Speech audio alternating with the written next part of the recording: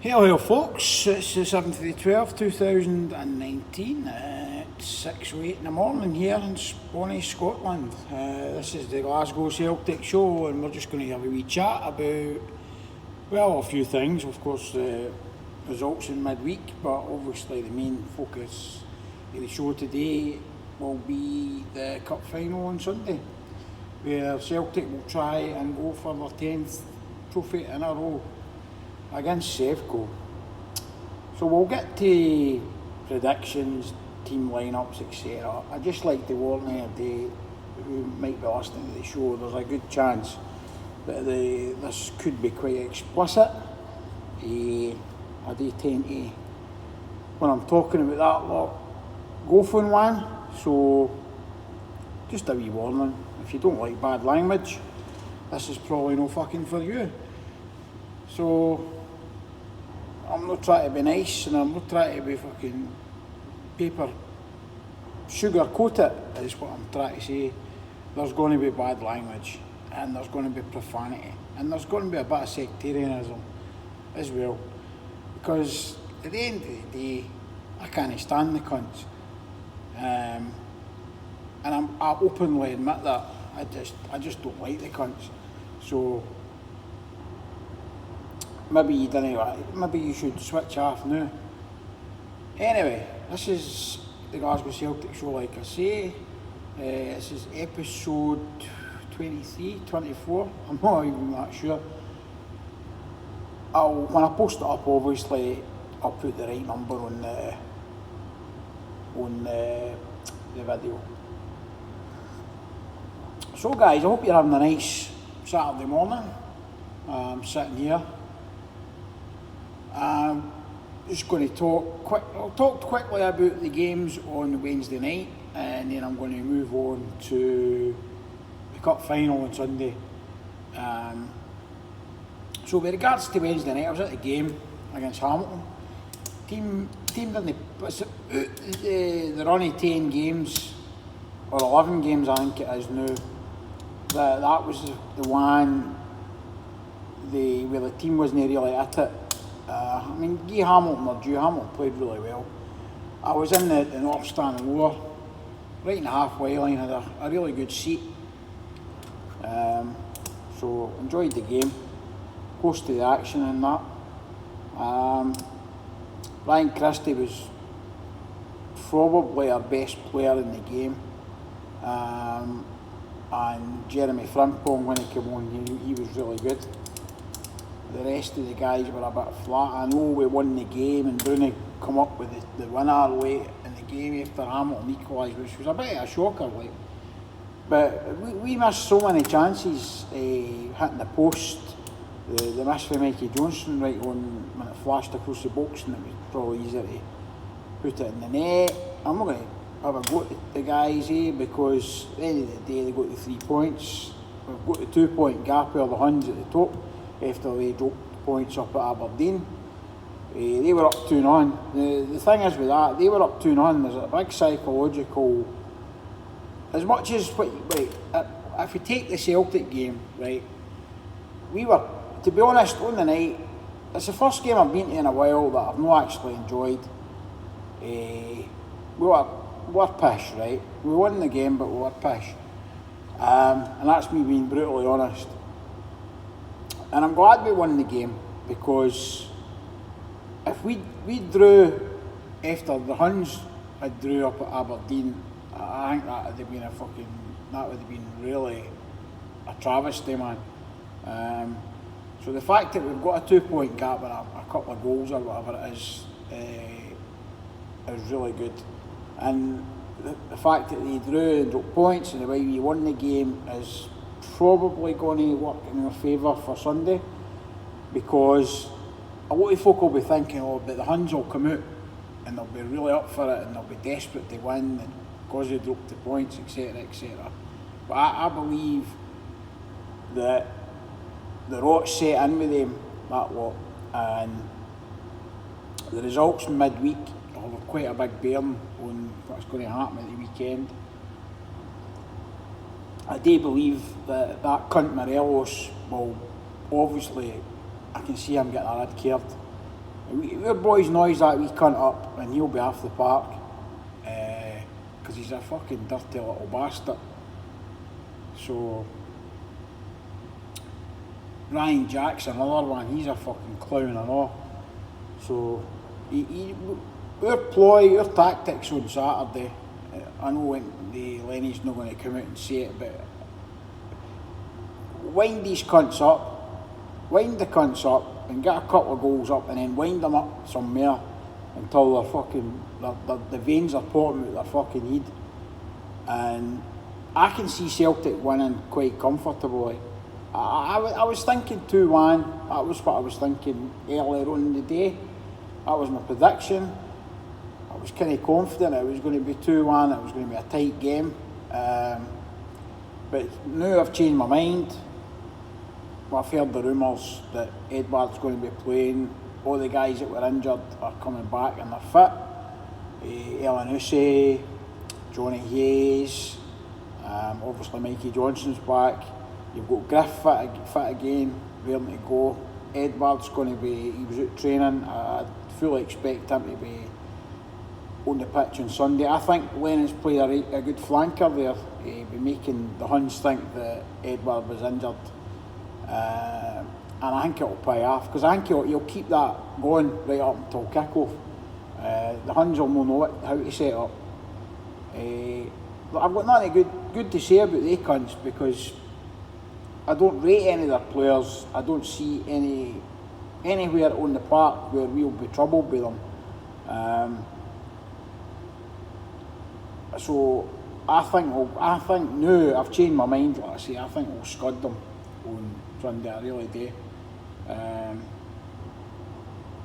They've not beat us since 2016 in the Cup, in the Scottish Cup. Well, it's a Scottish Cup, it's the League Cup, but in the Scottish Cup, mind they beat us on the penalties when Ronnie Dyler was there. So I don't see our record of 30 games in cup competitions getting broken on Sunday. I can see that continuing. The fact that it's a big pitch as well is going to stand our boys in good stead, because our front five is going to run riot, and I can see a few goals. So I'm going to say 4-1 to Celtic. That's been generous.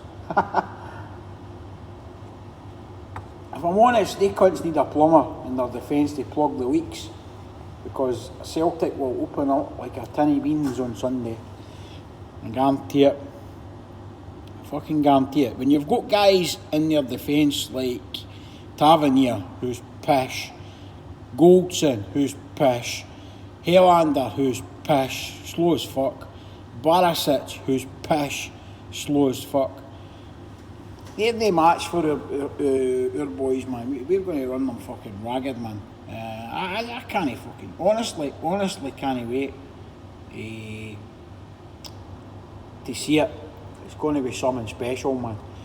And I'll lay down a marker for the game against Sevco at the end of the year, Parkhead in the last game. So if we're still 2 points clear, we beat them in that game, we'll be 5 points clear going into the winter break. We're a trophy in the bag, and I can see us pushing on after the new year. They'll be deflated, they'll have lost the cup. I reckon they'll go to Europe as well. I think although young boys don't travel well, I've said that before, they don't travel well.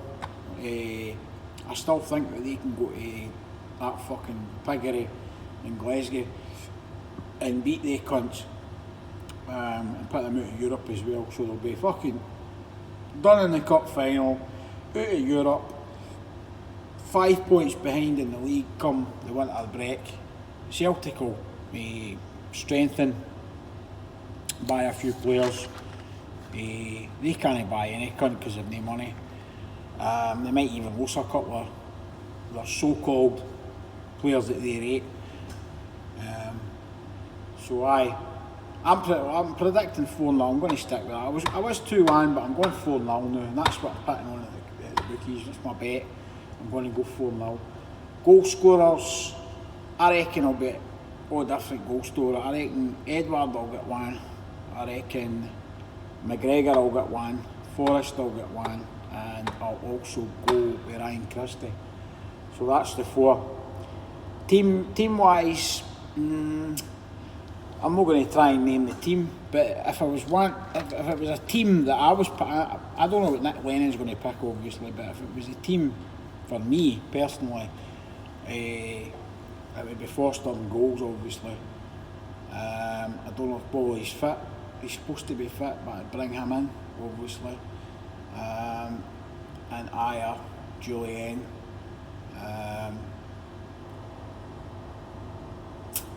If I can get Frimpong in there as well. Or, I mean, Greg Taylor's played well as well in the last few games, so I don't know. Even Bauer's good. I mean, any of them would do in the defensive positions, like so. You've got to obviously have your usual McGregor, and Brown, Christie, and Forrest in the midfield. And hopefully Edward's back as well, and we'll maybe play Elanusi as well. But I don't know. We've got so much depth in the squad that with guys like Mikey Johnston and that coming back as well, which is a bonus. Griff coming back, which is a bonus, like I've said. That their bench will fucking be something else as well. They've not really got anything to back up what they've got in their first 11. I mean, their team's obviously going to be orange cunt, orange bastard, orange cunt, orange bastard, orange cunt, orange bastard, orange cunt, orange bastard, orange cunt, orange bastard, and another orange cunt with a couple of orange bastards on the bench. So there's your explicit language part of the fucking podcast. I knew it was coming. I fucking hate the cunts, man, eh? And I don't mind saying that. And I don't care what anybody says, man. I just cannot stand the bastards. I fucking hate them I hate everything that club stands for, man. I can't fucking stand the Butcher's apron flag. I wouldn't piss on that if it was on fire. I can't wait for Sunday to see the cunts going home, fucking with their tails between their legs, and they'll disappear for another 6 months. Like I say, after the winter break, you'll not see them for dust, man. They'll be fucking hiding to the 12th of July. That's the only other time you usually see the cunts. We'll win fucking everything. We're winning everything this year, by the way. As far as I'm concerned, we're winning everything. It's going to be a quadruple treble. It's going to be 9 in a row, and we march on. Anyway, I've finished with my profanity. I've ranted on for 13 minutes, and I don't know who's stuck with it and who's not. A lot of folk might have fucking left a long time ago with the profanity and the pure like fucking bile that's come out my mouth tonight, but never mind. It's how I feel. I speak my mind. I don't fucking hold back. I never have. I never will. No cunt's going to tell me otherwise. I've been banned off Facebook that many times. I've lost fucking count. I've been banned off of Twitter that many times. I've lost count. When it comes to the cunts, I don't hold back. I fucking hate them with a passion. And I say what a lot of folk are thinking and they're feared to say, but I'm not feared to say it. I'll fucking say it, you know. So anyway, hopefully the next podcast will be a bit cleaner than this one. But whenever I'm talking about the cunts, I can't help myself. Anyway guys, this has been the Glasgow Celtic show. Like I say, I apologise for the profanity and the bad language. Let's hope for a good day on Sunday. Like, share and subscribe. Obviously subscribe to the YouTube channel there, or jump onto the Celtic Foot Soldiers blog, which is mine as well. All my links are on the YouTube page there, Instagram and stuff like that. So, yep, hail, hail, guys. That's 15 minutes. I'm going to wrap it at that. And God bless, and we'll catch you next time. Bye bye.